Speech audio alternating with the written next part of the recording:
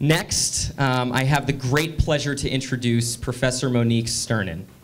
She's joining us from way far away at the Boston campus. She's from the Friedman School of Nutrition at Tufts University. And before I go any further, I just want to say she's the senior technical advisor and former executive director of a really exciting place called the Positive Deviance Institute. And I think that positive deviance, this is going to be a big statement, but I think it's something at Tufts, it's an idea at Tufts that everyone at Tufts should know about. And I think you're going to see why. Okay. Thank you. So, what do you see on this picture? Can you tell me a bit what you see? Anybody? What do you see? Look at this picture, what do you see? You see two faces. Do other people see something else? You see a vase. So tonight I'm going to try, in the few minutes I'm given, to help you look at problem in a different way. And what I'm talking about is called positive deviance, which is a very delicious, evil-looking, sounding approach that actually is very simple. It's a way of solving problems that letting the community discover the solution from within the community. Positive deviance is based on the premises that solution to seemingly intractable problem already exist in the community.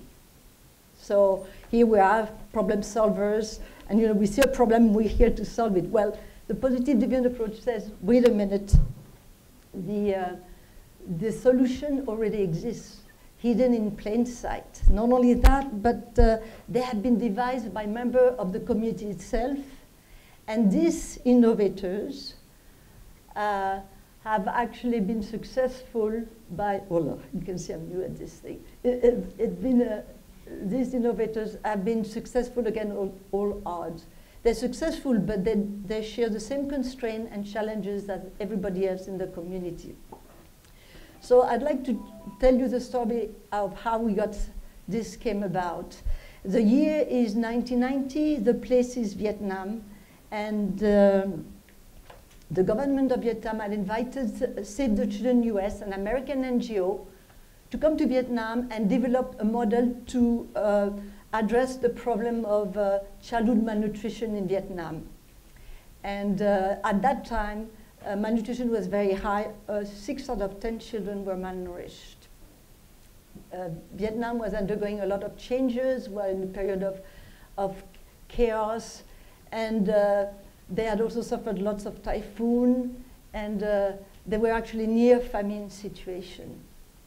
It is a bit odd, as you would think, to invite outsiders to come and solve a problem which is a local problem. And evidently, my husband and I and our child, 5-year-old, and our 5 suitcases arrived in Hanoi, and we didn't speak the language, we didn't have staff, we didn't have an office, and we were supposed to actually solve the problem of malnutrition in Vietnam. How absurd can that be? Not only that, but the few days after we arrived in Hanoi, the government called us in and said, Sternin, you have 6 months to have impact. Or your visa won't be renewed. Oh. And on top of it, by the way, not only do we want you to rehabilitate, to develop this program to rehabilitate malnourished children, but we want you to devise a model that will not only rehabilitate them, but sustain their rehabilitation. We have seen supplementation program coming in. We have the World Food Program coming here. We have given food supplementation program have been used in this country.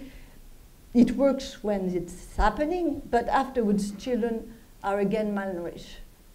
So 6 months. Faced with the impossibility of the task, we turn to this positive deviance, which actually comes from Tufts University, where at the School of Nutrition, where a professor there had just written a book called Positive Deviance in Nutrition. And in this book, they had compiled studies from many different countries where they had been looking at well-nourished children who came from poor families in an environment that had high level of malnutrition. So we said, wait a minute, here we are, no resources, this deadline of 6 months. We turned to our government counterpart and we said, maybe we could start by looking, would it be possible to try to find if there was some poor family with well-nourished children in the community we had been assigned? And they said yes. So that's where our journey started. They had given us 4 communities of 20,000 children, 20,000 people, and about 2,000 children under 3. And so we said, okay, first thing, what do we do with the community? We weighed all the children to find out what is exactly the situation in those communities. And so they tallied the results. And then we said, let's look at the result. What do you see? They said, well, actually the result was very different, very grave, because over 60% of the children were malnourished. So traditionally we rush in to say, what are we going to do? What are we going to do? We say, wait a minute, look again at your data. Look again at your list there. Are there on your list children who are well nourished that come from poor or very poor family? And they say, call, yes, yes. So we said, well, does that mean that it is possible today, in a context of a very complex situation, as I said, near famine situation, it is possible for some family to have well-nourished children? And they look at their list and they said, yes, yes. So we said, let's go and find out what they're doing. And we did, with villagers. We went to visit those few families in each of those communities who had well-nourished children. And lo and behold, they were actually doing something different from other people. And they were feeding their children some nutritious food that came from the rice paddies, like shrimp, crabs, and snails, and eels even. And they were also having a different way. At that time, the families were feeding their children only twice a day. They were feeding their children 3 or 4 times a day. The same amount of food, but that was better absorbed by the children because it was fed at different times. And there were also a lot of other different strategies, uncommon but successful strategies that this family used. And then we said, so what do we do now? And they said, well, I mean, first of all, we have to share with the whole committee what we found. So they brought the committee together to share the result of this little inquiry. And then what we do traditionally, we do create a program that would teach people who have malnutrition those new behaviors that have been found to be successful. But we know that teaching people what to do doesn't work that well. So the community devised an initiative where they invited the families who had malnourished children to come and learn and practice those new behaviors that had been discovered among the poor family who had well-nourished children. And they had to contribute the very food that those poor families were able to feed their children. And they organized themselves, and they started this rehabilitation. And after 6 months, actually children being rehabilitated, and we got our visa renewed, and we ended up staying in Vietnam for 6 more years. So this program was very successful in Vietnam, and was scaled up to the whole country, actually. And it was the communities and the families who had rehabilitated those malnourished children. So quite a feast that they had achieved. And so people came and looked at this program. We had very good data. And they said, oh, maybe we should try this somewhere else. So the program was leveraged to be implemented by many organizations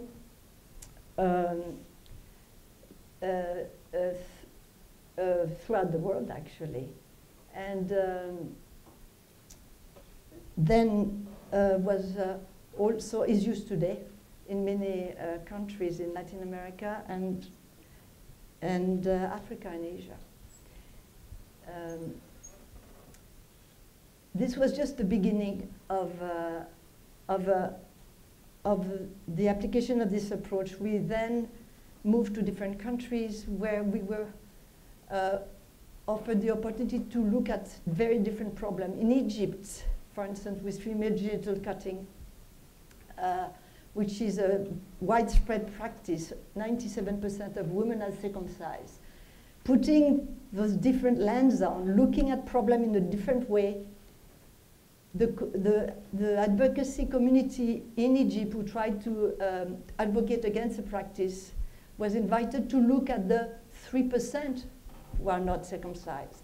And then to look with the community which they were partnering, to look at those people who were not circumcised, those women were not circumcised, and the people who said no, or refuse or stop practicing this, using this practice. And they learned from them what was the demonstrated successful strategies, and they were able to include them in their plan of action. And those people who said no became actually frontline advocates. So, and now this approach is used all over the world in many different sectors. As you can see here, we don't have the sectors here, but for instance, it's been used in the US to fight hospital-acquired infection, or it's been used in Indonesia to address the problem of girl trafficking. This is not the magic bullet that solves all problems, because this approach is well used when expert-driven and approach have failed, and when